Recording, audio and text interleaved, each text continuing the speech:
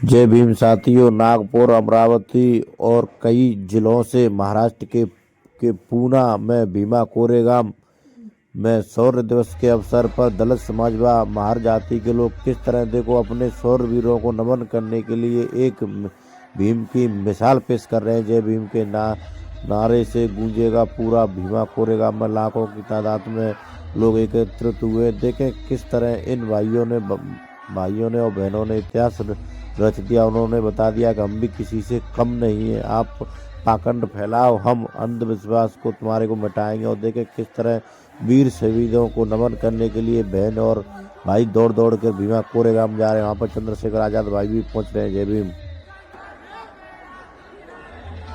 की आपल्याला सगळ्या बाजूनी चुकीची माहिती देणार आहे। आपल्या महाराष्ट्राचे मुख्यमंत्री म्हणतात की सूर्यवंशीचा जीव आंबेडकरकडे गेला होता पोलीस कस्टडीमध्ये। खोटं बोलतायत ते। सोमनाथ सूर्यवंशीचा जीव हा पोलिसांच्या मारहाणीमध्ये पोलीस कस्टडीमध्ये गेला होता।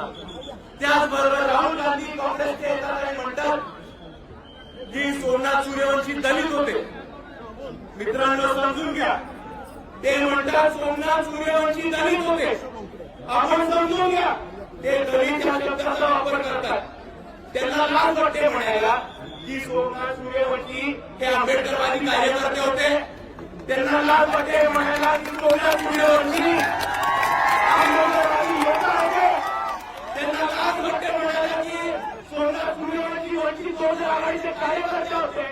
त्यांना लाज वाटते म्हणायला की सोमनाथ सूर्यवंशी एक सच्चा वीर योद्धा होता।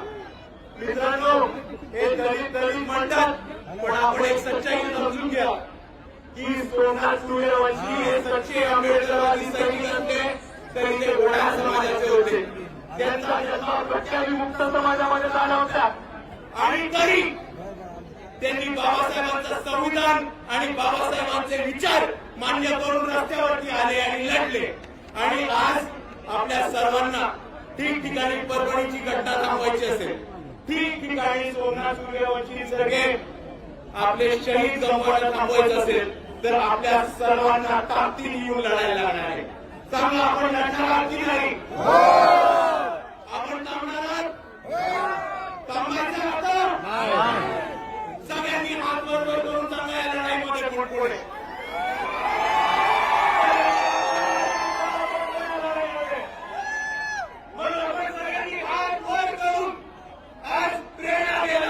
भीमा कोरेगाव विजय स्तंभाच्या खाली उभं राहून इतिहास इतिहास आहे, जिकडे आपल्या 500 शूरवीरांनी कितीतरी लाखो पेशवेच्या माती काढले होते।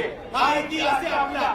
या विजय स्तंभाच्या खाली जाऊन आपण सगळे शपथ घेऊ की या देशातला जोपर्यंत मनुवाद संपत नाही तोपर्यंत इकडचा प्रत्येक आंबेडकरवादी लढणार म्हणजे लढणार।